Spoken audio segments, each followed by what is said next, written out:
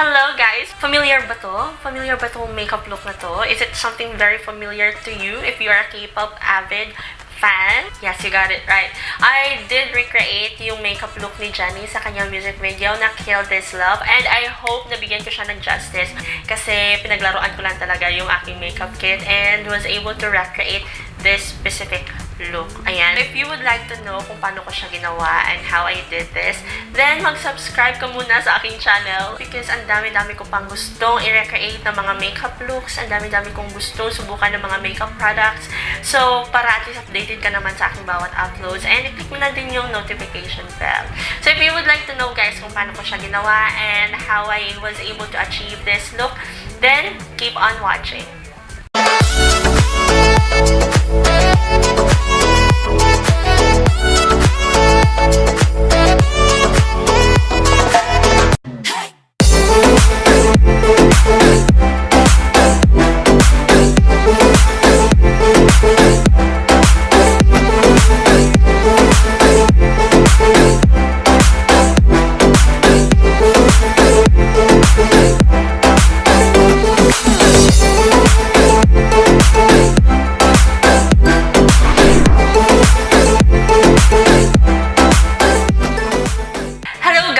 Welcome sa aking channel, and for today's video, I am just so excited to do this kasi this is something that I really would like to do for the longest time na. If you don't really know me that much, I am a big K-pop fan po. Opo. Before pa talaga. Right now, ang dami ng new generation of K-pop artists or K-pop girl groups, ganon. Before, I really love Girls' Generation, 21, Sistar, yun, during that time, Girls' Day, AOA. I was thinking, why not recreate those looks na meron sila? And I have chosen is this one. And that is from Blackpink. And we are going to recreate Jennie's face. Ayan. Ganon. Pag ganon siya dyan. So, gagawin natin tong makeup look na ito for today, guys. So, ayan. We are going to recreate that Jennie look. Hopefully, magawa natin ng justice. I have my braids ready here. Ayan. Medyo magulo siya. Kasi minadali ko lang yan kanina. So, aayusin ko yan mamaya. But right now, let's start na sa ating makeup tutorial. Achieving Jennie's look sa Let's Kill This Love! So, let's start na. Gagawin na natin yung makeup look ni Jennie sa Kill This Love. Ayan, first and foremost, kailangan natin mag-primer. If you would like to wear this makeup for a party, then we're gonna use a primer. Yung gagamitin kong primer is this one. This is from Focalier Perfect Face Matte Primer. And, yeah, as what I have mentioned sa review ko nito, I love this kasi para siyang yung quick effects. So, since this is like a quick effects, and ubos na yung aking quick effects, I'm just gonna use this for now. For my foundation, since this is K-pop look, I'm gonna use this Ikara Unicorn Cushion Foundation. Ayan. This is in the shade N21. If you're wondering kung saan ito nabibili, well, you could actually buy this in Shopee. Yung nagustuhan ko dito because it matches my skin tone really well, and it has that soft matte finish. Ito yung gagamitin kong base for today. So, I'm just gonna get a flat top foundation brush and papasadahan ko lang siya just to blend it evenly and nicely. Now, let's proceed sa ating concealer. Yung gagamitin ko naman concealer is this one from O2O Cosmetics. Ayan. I'm just gonna like add this sa aking under eye areas and sa mga parts na kailangan kong takpan. I don't really wanna like add too much for this concealer kasi as I have mentioned dati, nag-crease to. It's just that right now, as of this very moment, ito lang yung concealer na that matches my skin tone really well. So, I'm just like gonna add that one there. After that, I'm gonna blend it with my sponge. Ayan. For the powder, I'm just gonna use this O2O powder that I have here. And I'm just like gonna buff it in sa aking face. Then, I'll just like blend it with a brush. Ayan. So, we're done with our base. Let's proceed sa most exciting part is yung eyes natin. So, with regards to the eyes, kung makikita nyo, Jennie, yung eyes is pahaba. So, that's something that we are going to do. First is we're going to get a brown eyeshadow. What I'm gonna use is something like this na brown eyeshadow. And we're gonna put this all over our eyes.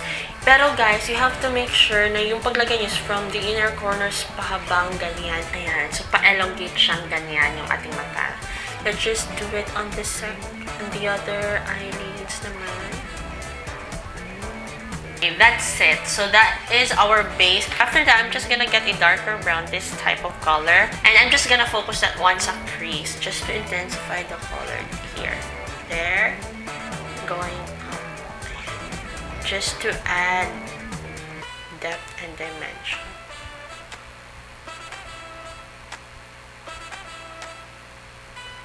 And whatever's left in the brush, then we just need to like elongate it. Then we just need to blend it.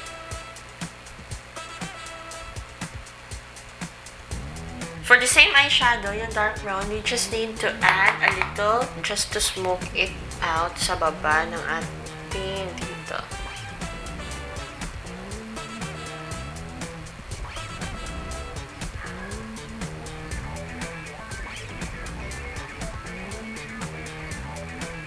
You should get a clean blending brush and just blend the edges sa baba ng inyong eyes. Just to diffuse the color. Ayan, medyo smoke out na ng kaunti. Now, we're gonna add a lighter brown na eyeshadow, yung kaninang pinang-base natin, and we're gonna add it sa inner corners hanggang sa gitna.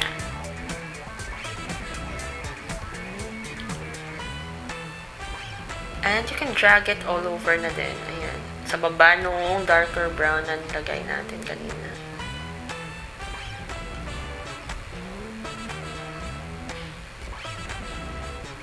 So, you need to get a blending brush and just diffuse it like so.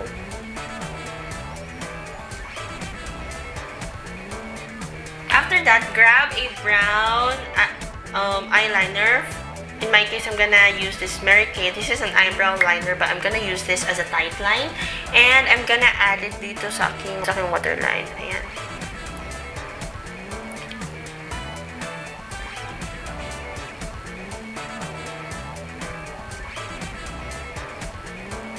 Now, after, get a much darker na brown. Eto, this one. Apply it as close as to your lashes as possible. Dito sa taas dito. Ayan.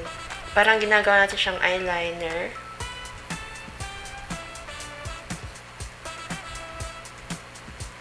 And we're gonna smudge it. We're gonna just smudge it. Let's proceed with our eyeliner. So, I'm gonna use this Focallure eyeliner pen. And magwi-wing out tayo ng kaunti. Ayan. So, we're done with our eyeliner. So, very subtle lang yung eyeliner natin kasi we will be adding a pilik mata. So, now, let's grab the pilik mata that we will be using and ilagay na natin yung ating pilik mata. So, we're done with the eyelashes. So, yung nilagay kong pilik mata is very subtle, very light, hindi yung sobrang kapal. This is the eyelashes na ginamit ko. So, you can see, very nipis lang yan. And I'm just like gonna add a mascara on top of it para mag-bind yung aking natural lash line. And tsaka yung ating pilik mata.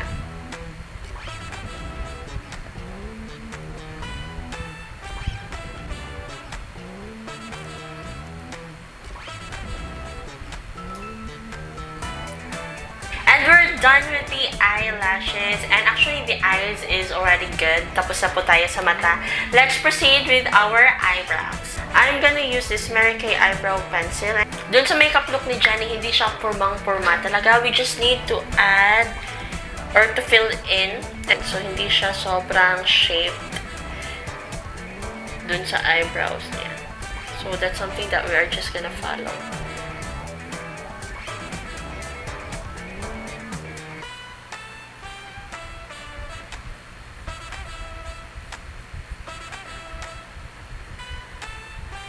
gonna add a mascara just to lighten the color a bit. I'm gonna use this Vice Cosmetics na volumizing mascara.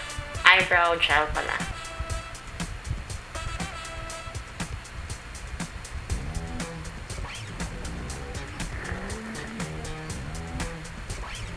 Now, I'm just gonna grab the eyeshadow na kinuha natin kanina. I'm just gonna add a little bit of highlight. I'm gonna get this Autumn na shade. Ayan, eto. Ayan. And I'm just gonna add it dito sa aking inner corners ng mata.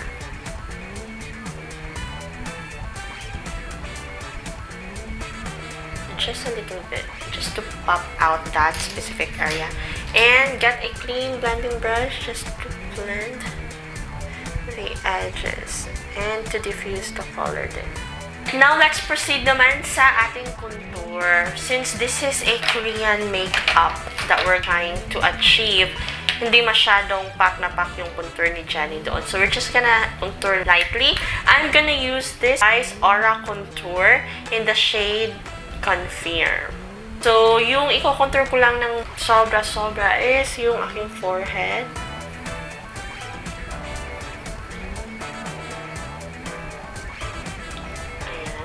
And a little bit of contouring sa face, but not too much now. Very, very light and subtle. So, gaanan niya lang yung kamay niya. Ayan. Something like that.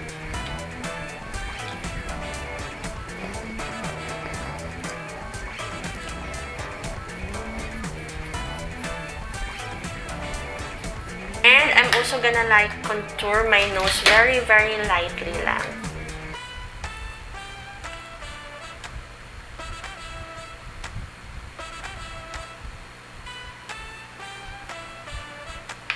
So, I'm just like gonna add yung darker brown eto to intensify yung kulay sa baba ng dito sa baba kasi nakukulangan ako. Just gonna add more of this just to smoke it. Ayan.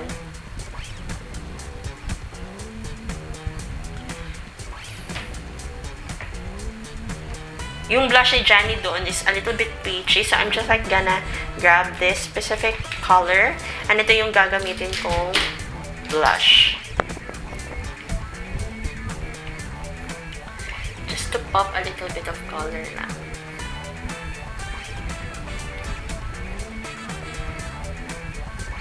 Actually, highlight pala itong nakuha ko. So, that's fine. Nauna na tayo. So, I'm just like gonna add. This is actually the blush pala. Itong sa taas. Ito yung kukunin ko. Kaya pala hindi siya masyadong kita.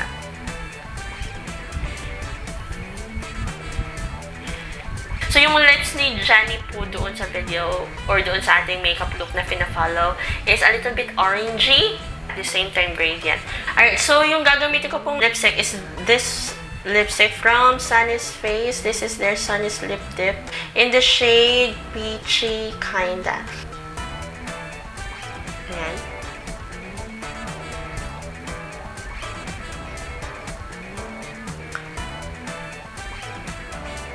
And we're done. Ayan. So, I'm just gonna like wear my sports bra. Parang ganun yung sporty look. Then, I'll be back.